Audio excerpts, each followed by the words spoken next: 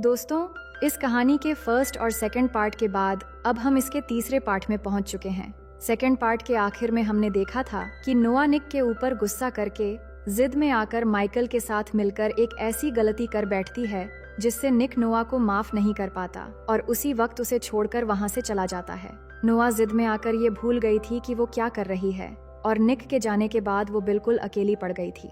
इसके कुछ महीनों बाद इस कहानी के तीसरे पार्ट की शुरुआत में हम नोआ को एयरपोर्ट पर देखते हैं, क्योंकि उसकी बेस्ट फ्रेंड जेना की शादी लायन से होने वाली है और वो उन्हीं की शादी अटेंड करने जा रही है। लेकिन उसके चेहरे पर पहले जैसी खुशी और एक्साइटिंग नहीं है।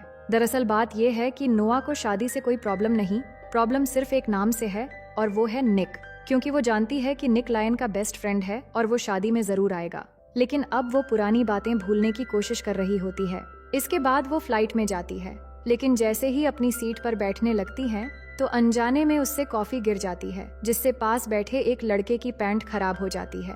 नोआ तुरंत सॉरी कहती है, पर वो लड़का गुस्सा नहीं करता और अपना नाम साइमन बताता है।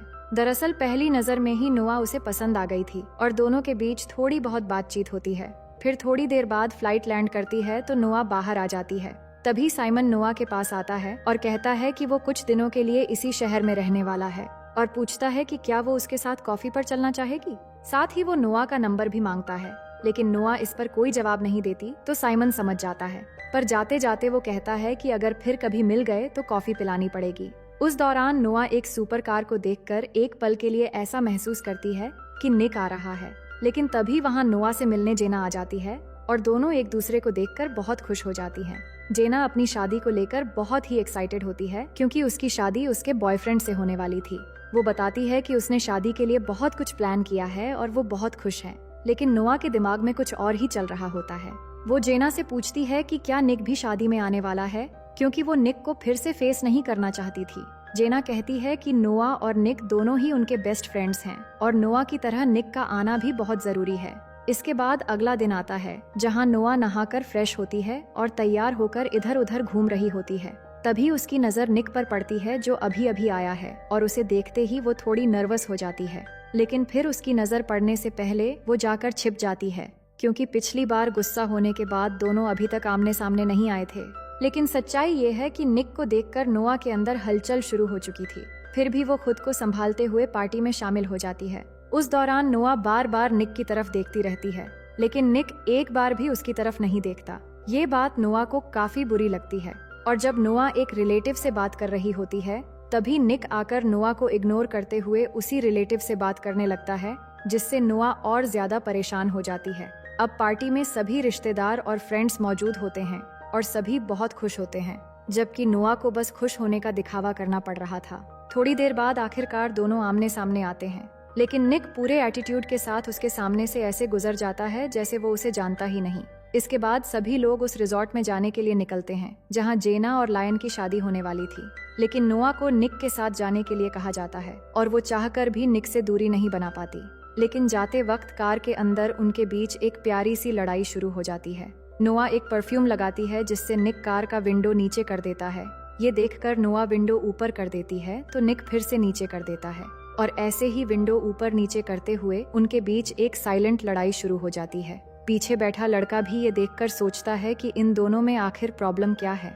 फिर सब वहाँ पहुंचकर शादी की रिहर्सल शुरू करते हैं। कौन किसके साथ कहाँ खड़ा होगा और कौन शादी में बेस्ट मैन बनेगा। इन सब के बीच नोआ और निक को एक दूसरे के साथ रहना पड़ता है और एक्टिंग करनी पड़ती है। उस दौरान निक एक बार भी उसकी तरफ नहीं देखता, क्योंकि वो जानता है अगर उसने नोआ की आंखों में देख लिया तो वो खुद को कंट्रोल नहीं कर पाएगा। अब रात को डिनर के वक्त भी उन्हें साथ बैठना पड़ता है। ऐसा लग रहा था कि कोई जानबूझकर इन्हें पास लाने की कोशिश कर रहा है। इसके बाद अगला दिन आता है, जहां जेना और लायन की शादी शुरू हो जाती है। दोनों काफी खुश होते हैं और रिंग पहनाने से पहले दोनों एक दूसरे से वादा करते हैं कि वो हमेशा साथ रहेंगे और हर हाल में एक दूसरे को सपोर्ट करेंगे। शादी के बाद रात में पार्टी होती है, जहां सब लोग मस्ती में झूम रहे होते हैं। म्यूजिक के साथ जेना और लायन बेहद खुश होकर साथ में डांस करते हैं। नोआ और निक की हालत जेना और लायन जानते थे और वो चाहते थे कि वो दोनों फिर से एक हो जाएं। इसलिए वो थोड़ी चालाकी से उन दोनों को साथ खड़ा कर देते हैं और उन्हें डांस करने के लिए कहते हैं। हमें भी पता चल जाता है कि उन्हें मिलाने की कोशिश कौन कर रहा था। उन्हें अजीब तो लगता है, लेकिन साथ में डांस करना पड़ता है और इतने वक्त बाद आखिरकार उनके बीच बातें होती हैं। निक भी उसकी आंखों में देखता है, लेकिन इसके बाद निक को कौन रोक सकता था। एक पल के लिए ऐसा लगता है दोनों फिर से अपनी पुरानी दिनों में लौट आए हैं, लेकिन ये असल में उनके रिश्ते की कमबैक नहीं थी। नोआ चाहती थी कि निक पुरानी गलतियों को भुला दे और दोनों आगे बढ़ें, लेकिन निक के लिए ये इतना आसान नहीं होता। वो कहता है कि वो जब भी आंखें बंद करता है तो उसे वो रात याद आ जाती है जब नोआ माइकल के साथ थी। इसके बाद वो नोआ को वहीं छोड़कर चुपचाप कमरे से चला जाता है। नोआ खुद को संभालने की कोशिश करती है और वो सोचती है कि शायद उनका रिश्ता कभी वापस नहीं जुड़ेगा। वो अपने काम पर फोकस करने लगती है और अलग अलग जगहों पर जॉब करना शुरू कर देती है ताकि ज्यादातर वक्त खुद को बिजी रख सके। लेकिन इसके चलते अचानक एक एक्सीडेंट में उसे चोट लग जाती है और उसे हॉस्पिटल जाना पड़ता है। जिस हॉस्पिटल में नोआ की ट्रीटमेंट हो रही होती है, उसी हॉस्पिटल में हम माइकल को भी देखते हैं। आगे माइकल को उसका बॉस बुलाता है और बताता है कि उसकी यूनिवर्सिटी की रिपोर्ट्स आई हैं। वहाँ उसने एक लड़की के साथ कुछ गलत कर दिया था जिससे उसे निकाल दिया गया था। एक टीम इस चीज की जांच करेगी और अगर ये बात सही निकली तो वो इस हॉस्पिटल में काम नहीं कर पाएगा। दूसरी तरफ निक एक मीटिंग में होता है। वहाँ डिस्कशन चल रहा होता है कि उनका बिजनेस ठीक से नहीं चल रहा। निक फैसला करता है कि वो मेटावर्स जैसी टेक कंपनी में इन्वेस्ट करेगा ताकि फायदा हो सके। अब कहानी फिर से नोआ पर आती है जो कहीं जॉब इंटरव्यू के लिए जा रही थी। तभी ट्रैफिक सिग्नल पर उसे एक लड़का इशारे से कुछ कहना चाह रहा होता है, पर नोआ उसे बिना पहचाने गुस्से में चली जाती है। इसके बाद वो उस जॉब इंटरव्यू के लिए वहाँ के बॉस से मिलती है। बॉस काम में बिजी होता है लेकिन नोआ से बात भी करता है। नोआ अपने बारे में सब कुछ बताती है, लेकिन जब बॉस अपना चेहरा दिखाता है तो पता चलता है कि वो कोई और नहीं बल्कि साइमन है। साइमन उसे देखकर हैरान भी होता है और खुश भी। वो बताता है कि ट्रैफिक सिग्नल पर वही इशारा कर रहा था, लेकिन नोआ गुस्से में चली गई थी। इस पर नोआ कहती है कि उससे मिसअंडरस्टैंडिंग हो गई थी, पर शायद वो ये जॉब नहीं कर पाएगी। अगर करेगी तो सोचकर बताएगी। ये कहकर वो चली जाती है। दूसरी तरफ हम निक को सोफिया के साथ देखते हैं। सोफिया शुरू से उसकी पर्सनल लॉयर थी, लेकिन दोनों का रिश्ता प्रोफेशन से आगे बढ़ चुका था।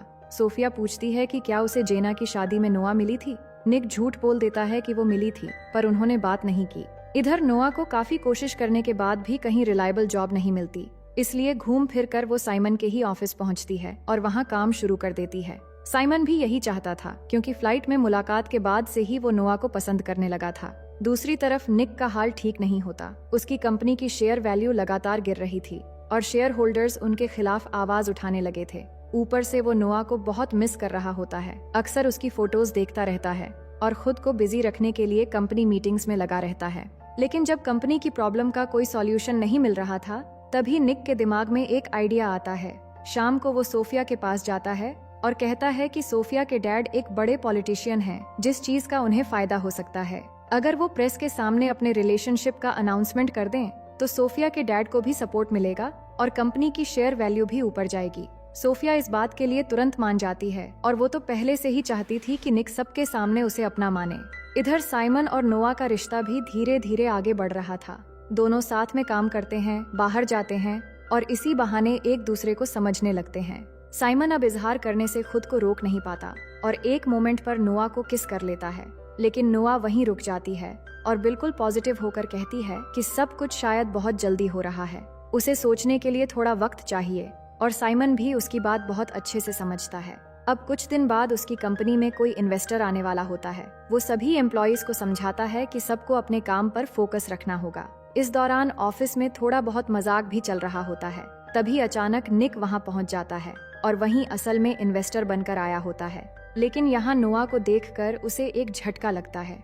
वो ये भी नोटिस करता है कि नोआ और साइमन काफी क्लोज है। साइमन भी ये जानकर हैरान होता है कि नोआ और निक एक दूसरे को पहले से जानते हैं। इसके बाद निक साइमन को बताता है कि नोआ उसकी स्टेप सिस्टर है और उसे उससे थोड़ी दूरी बनाकर रहनी चाहिए। हालांकि वो आते ही समझ गया था कि उनके बीच कुछ तो चल रहा है। इसके बाद शाम को निक घर लौटता है और अब सोफिया के साथ उसका किया गया प्लान पूरी तरह काम कर रहा था, क्योंकि उन्होंने अपने रिलेशनशिप को अनाउंस कर दिया था और अब कंपनी की शेयर वैल्यू के साथ साथ सोफिया के डैड को भी फायदा हो रहा था। इसके बाद अगले दिन ऑफिस का सीन देखते हैं, जहां नोआ और साइमन की बढ़ती हुई केमिस्ट्री देखकर निक को बहुत जेलसी होने लगती है।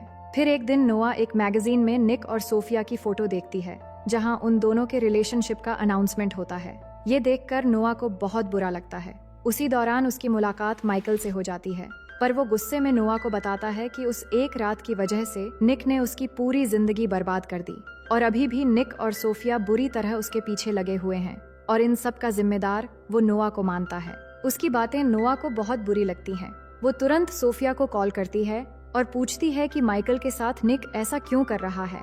सोफिया बताती है कि उसके खिलाफ कुछ लीगल एक्शन लिए गए हैं और ये सब बहुत जरूरी था। इस पर नोआ कहती है कि गलती सिर्फ उसकी थी और सजा भी उसी को मिलनी चाहिए, इसलिए वो माइकल के पीछे पड़ना छोड़ दे। इसके बाद नोआ अपने स्टेप डैड विलियम के घर जाती है और वहाँ सब लोगों से मिलती है। वहाँ निक की छोटी बहन मैगी भी आती है जो अपनी माँ के साथ रहती है लेकिन अक्सर यहाँ आती रहती है।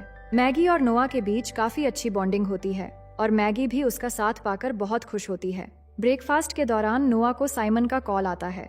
ये देखकर निक कहता है कि बॉस के साथ इतना पर्सनल होना अच्छी बात नहीं है। इस पर नोआ कहती है कि घर पर निक उसका बॉस नहीं है, इसलिए वो ज्यादा ज्ञान ना ही दे तो अच्छा है। निक को ये बात चुभ जाती है लेकिन वो मन ही मन ये मैटर सुलझाने का फैसला कर लेता है। अगले दिन साइमन के ऑफिस जाने के बाद निक वहाँ एक नया रूल अनाउंस कर देता है कि अब कोई भी एम्प्लॉय आपस में रिलेशनशिप बनाने की कोशिश नहीं करेगा क्योंकि इससे काम पर असर पड़ता है। ये बात साइमन को बहुत बुरी लगती है। वो निक के पास जाकर कहता है कि तुम्हें मेरे ऑफिस में कोई भी रूल बनाने से पहले मुझे पूछना चाहिए था। निक कहता है कि ये रूल जरूरी है ताकि काम सही ढंग से हो सके और मैं तुम्हारी कंपनी में इन्वेस्टर होने के साथ साथ मैनेजमेंट पावर भी रखता हूँ। इसके बाद शाम के वक्त नोआ साइमन के घर जाती है। वो कहती है, हमारा करीब होना निक को बुरा लग रहा है और मुझे डर है कि वो गुस्से में आकर तुम्हारी कंपनी बिगाड़ ना दे। साइमन कहता है उसे कंपनी की कोई परवाह नहीं है। ये कहकर उसे किस कर लेता है, जिसके बाद दोनों इंटीमेट हो जाते हैं। अगले दिन पता चलता है कि निक ने पूरे ऑफिस में कैमरे लगवा रखे हैं। केबिन में बैठकर वो एक कैमरे में देखता है कि साइमन और नोआ के बीच बहस हो रही है और ये देखकर उसे बहुत सुकून मिलता है। लेकिन तभी नोआ उसके पास आकर अपना रिजाइन लेटर दे देती है। वो कहती है कि मैं साइमन के साथ रहना चाहती हूँ और ऑफिस के अंदर बनाए हुए फालतू रूल्स के खिलाफ हूँ। निक पहले उसकी बातों को लाइटली ले रहा था। फिर नोआ कहती है कि तुम सोफिया के साथ किस तरह के अनप्रोफेशनल रिलेशन में हो ये मुझे अच्छे से पता है। तुम मुझे रिजेक्ट करके इस तरह कंट्रोल नहीं कर सकते। मैं कहीं भी जॉब कर सकती हूँ और अगर तुम्हें माफ करना नहीं आता तो लेट गो करना सीख लो।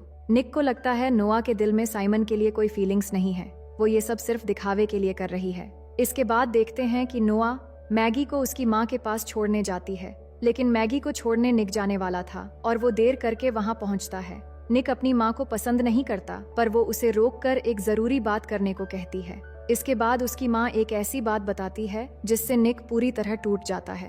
वो बताती है कि उन्हें ब्लड कैंसर है और वो आखिरी स्टेज में है। अब मैगी की कस्टडी उसके डैड को देने वाली है। वो बहुत इमोशनल होकर कहती है कि वो जानती है कि निक अपनी माँ से बहुत नफरत करता है क्योंकि उन्होंने उसे 12 साल की उम्र में अकेला छोड़ दिया था, लेकिन अब मैगी का ख्याल उसे ही रखना है और हो सके तो वो अपनी माँ को माफ कर दे।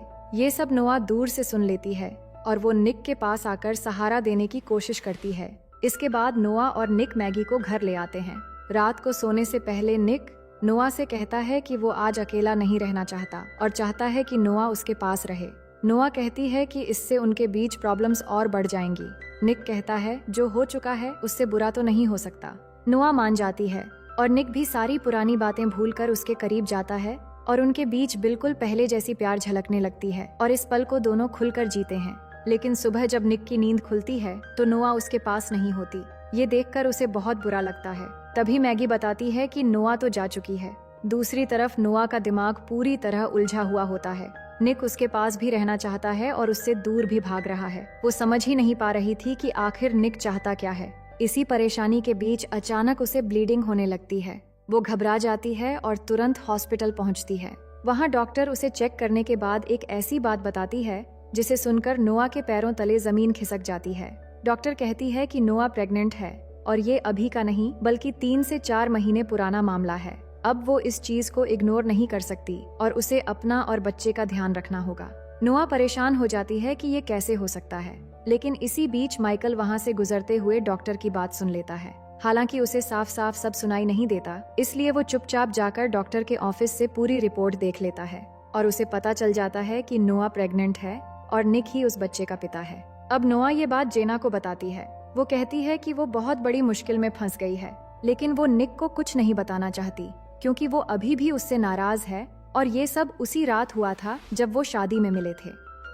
दूसरी तरफ माइकल सोफिया को मिलने के लिए बुलाता है और उसे धमकी देता है कि अगर उसके खिलाफ ले गए एक्शन वापस नहीं ले गए तो वो नोआ की प्रेगनेंसी की सच्चाई प्रेस में लीक कर देगा। और अगर ये बात न्यूज में आई तो निक की कंपनी के साथ साथ सोफिया के भी डैड के इलेक्शन में भारी नुकसान होगा, क्योंकि सब यही जानते हैं कि निक और सोफिया की बहुत जल्द शादी होने वाली है। ये सुनकर सोफिया डर जाती है और उसे समझ नहीं आता कि अब क्या करे। इसके बाद देखते हैं कि सोफिया और निक एक पार्टी में जाते हैं। वहाँ निक की कंपनी के साथ साइमन की LRB मेटावर्स कंपनी की डील फाइनल होती है। नोआ भी वहीं होती है, लेकिन सोफिया चुपचाप निक और नोआ को ऑब्जर्व करती है और समझने की कोशिश करती है कि इन दोनों के बीच असल में चल क्या रहा है। कुछ देर बाद म्यूजिक और डांस के बीच निक और नोआ की भी मुलाकात होती है। दोनों में बात होती है, पर नोआ रूडली उससे बात करती है। निक कुछ समझ नहीं पाता कि अब तक तो सब ठीक चल रहा था, लेकिन अब क्या हो गया। वो उसके पीछे जाता है और ये जानने की कोशिश करता है कि नोआ ऐसे क्यों बात कर रही थी। इसी दौरान निक देखता है कि नोआ की तबीयत ठीक नहीं लग रही है और वो साइमन को बुलाने के लिए कहती है, लेकिन साइमन नशे की हालत में था, इसलिए निक उसे घर छोड़ने जाता है। घर पहुंचकर नोआ निक से पूछती है कि क्या वो उसे माफ कर सकता है। निक कोई भी जवाब नहीं देता तो नोआ उसे गुड बाय कह देती है, लेकिन उसे प्रेगनेंसी की बात पता चलने नहीं देती। कुछ दिन बाद अचानक निक की माँ का देहांत हो जाता है। फ्यूनरल में सब लोग निक को संभालने की कोशिश करते हैं। वहीं नोआ पूरी तरह मैगी का ख्याल रखती है और उसे प्यार से समझाती है ताकि वो अकेला महसूस न करे। इसी बीच सोफिया नोआ से मिलती है और कह देती है कि माइकल ने उसकी मेडिकल रिपोर्ट देख ली थी और अब उसे भी पता है कि नोआ प्रेग्नेंट है और ये बच्चा निक का है। सोफिया ये बात किसी को बताएगी तो नहीं, पर नोआ से कहती है कि वो इस बात को ज्यादा दिनों तक छुपा नहीं सकती। नोआ कहती है कि वो कल अपने आंटी के घर चली जाएगी और शायद कभी वापस नहीं आएगी। उस रात नोआ मैगी को अपने कमरे में ले जाती है और वो जा रही है इसलिए उसे अपना कमरा दे देती है और कहती है कि अगर कभी वो आए तो बस उसे यहाँ रहने की थोड़ी जगह दे दे। फिर सुबह होने से पहले वो साइमन से मिलने जाती है और उसे पूरी बात बताती है। ये सुनकर साइमन भी उसके साथ जाने का फैसला कर लेता है। दूसरी तरफ निक सोफिया से कहता है कि अब उन्हें अलग हो जाना चाहिए और ब्रेकअप ही सही फैसला होगा, लेकिन सोफिया उसकी सारी गलतियां गिनाने लगती है। वो कहती है कि निक हर चीज से डरता है। वो अपने दर्द को भूलकर कभी लोगों को माफ नहीं करता। उसने कभी अपनी माँ के साथ ठीक से बात तक नहीं की और ना ही अपने डैड को कभी प्यार से गले लगाया। उसने हमेशा अपना बोझ दूसरों पर डाला, जिसका शिकार वो खुद भी हुई है। उसके लिए सबसे ज्यादा जरूरी था नोआ को माफ करके उसका साथ देना, क्योंकि नोआ के लिए अब निक का साथ ही सबसे ज्यादा जरूरी है। ये बातें निक के दिल में उतर जाती हैं और वो फौरन नोआ से मिलने निकल जाता है, जहां नोआ अपनी आंटी के घर जाने से पहले जेना और लायन से मिलने गई होती है। दूसरी तरफ माइकल को लगता है कि शायद उसके खिलाफ लिया गया लीगल एक्शन वापस ले लिया गया होगा, लेकिन ऐसा नहीं होता और उसे कुछ इन्वेस्टिगेशन डॉक्यूमेंट्स पर साइन करने के लिए कहा जाता है। इसके बाद हॉस्पिटल में उसकी मुलाकात ब्रायर से होती है। माइकल समझ जाता है कि ब्रायर के साथ मिलकर ही वो निक से अपना बदला ले सकता है, क्योंकि ब्रायर और निक का पास्ट उसे अच्छे से पता था। अब नोआ अपने दोस्तों को अलविदा कहकर निकलने वाली होती है, तभी उसे रोकने के लिए निक वहां पहुंच जाता है और उसे रिक्वेस्ट करता है कि वो रुक जाए, क्योंकि वो सब कुछ भूलकर नई शुरुआत करना चाहता है। उसे अब भी नहीं पता होता कि वो प्रेग्नेंट है, पर नोआ नहीं मानती और उससे ये बात छिपाने की कोशिश करती है, लेकिन आखिरकार वो उसे सब कुछ बता देती है। निक ये देखकर समझता है कि ये बच्चा शायद साइमन का है, इसलिए वो उससे दूर जा रही है। वो कहता है कि प्रेगनेंसी से कोई फर्क नहीं पड़ता, अगर ये बच्चा साइमन का होगा तो भी वो एक्सेप्ट कर लेगा। ये सुनते ही नोआ गुस्से में निकल जाती है। तभी लायन बताता है कि वो बच्चा तेरा ही है। ये सुनते ही वो फौरन कार से नोआ का पीछा करने लगता है। अब यहाँ उनके बीच एक छोटी सी कार रेसिंग शुरू हो जाती है। निक उसे रोककर मनाने की कोशिश करता है, जबकि नोआ कोई भी बात मानने को तैयार नहीं होती। लेकिन आखिरकार नोआ थोड़ा नॉर्मल होती है और थोड़ी स्माइल देकर कहती है कि ये खुशखबरी बच्चे की नानी को बतानी होगी। फिर घर पहुंचकर दोनों खुशी में एक दूसरे से मिलने वाले होते हैं। तभी अचानक एक आदमी आकर निक को गोली मारकर फौरन वहां से भाग जाता है। नोआ बुरी तरह डर जाती है, जिसके बाद निक को जल्दी हॉस्पिटल ले जाया जाता है। वो 3 महीने तक कोमा में रहता है और जब उसे होश आता है तो पता चलता है कि जब वो कोमा में था तब नोआ ने एक खूबसूरत बच्चे को जन्म दिया है। ये जानकर वो इमोशनल हो जाता है और अब उनके बीच सब कुछ ठीक हो जाता है। वो अपने बच्चे के लिए बहुत खुश होते हैं और एक दूसरे को माफ करके जिंदगी की एक नई शुरुआत में होते हैं। लेकिन अभी भी एक मुसीबत बाकी थी। एक रात जब नोआ पानी लाने जाती है तो निक अचानक उठकर देखता है कि बच्चा उसके पास नहीं है। उसी वक्त ब्रायर सामने आती है, जिसके पास बच्चा होता है। ब्रायर पहले भी निक की जिंदगी में बहुत सारी प्रॉब्लम्स खड़ी कर चुकी थी और हमें पता है कि वो किसी साइको से कम नहीं थी। वो कहती है कि अब ये बच्चा उसका है। निक कुछ कर नहीं पाता क्योंकि वो अब भी कमजोर था। हालांकि वो चुपके से घर में लगे SOS बटन दबा देता है। उसी वक्त नोआ कमरे में आ जाती है और ब्रायर से रिक्वेस्ट करती है कि बच्चे को कुछ न करे, लेकिन तभी माइकल आकर नोआ को पकड़ लेता है और ब्रायर बच्चे को लेकर भागने लगती है। लेकिन गेट के बाहर पहुंचते ही निक का डॉग उसका रास्ता रोक लेता है। इधर निक किसी तरह नोआ को माइकल से छुड़ा लेता है और नोआ फौरन ब्रायर के पीछे भागती है। वहाँ डॉग को पहले शांत करके ब्रायर से रिक्वेस्ट करती है कि बच्चे को वापस कर दें, लेकिन ब्रायर कुछ भी सुनने वाली नहीं होती। इधर निक और माइकल के बीच लड़ाई चल रही थी, लेकिन तभी निक का डॉग आकर माइकल पर हमला कर देता है और उसे बुरी तरह नीचे गिरा देता है। तभी नोआ मौका देखकर ब्रायर से बच्चा छीन लेती है। इतने में पुलिस भी पहुंच जाती है और माइकल और ब्रायर दोनों को फौरन अरेस्ट कर लिया जाता है। सिचुएशन नॉर्मल हो जाती है और फिर हम कुछ दिन बाद का सीन देखते हैं जहां बहुत अच्छे से निक और नोआ की शादी हो जाती है। फैमिली के सब लोग मौजूद होते हैं और वो बहुत खुश होते हैं। सोफिया भी दिल से उन्हें बधाई देती है और उनके रिश्ते से अब किसी को कोई प्रॉब्लम नहीं थी। आखिर में नोआ निक को उसकी फेवरेट कार गिफ्ट करती है और इस कार से दोनों खुशी खुशी हनीमून जाने के लिए निकलते हैं। नोआ ड्राइविंग कर रही होती है और निक मुस्कुराते हुए उसके पास बैठा होता है और इसी के साथ ये कहानी यहीं पर खत्म हो जाती है। तो दोस्तों, अगर आपने अब तक इसका फर्स्ट और सेकंड पार्ट नहीं देखा तो उनका लिंक आपको डिस्क्रिप्शन में मिल जाएगी। उम्मीद करती हूँ कि ये कहानी आपको बेहद पसंद आई होगी।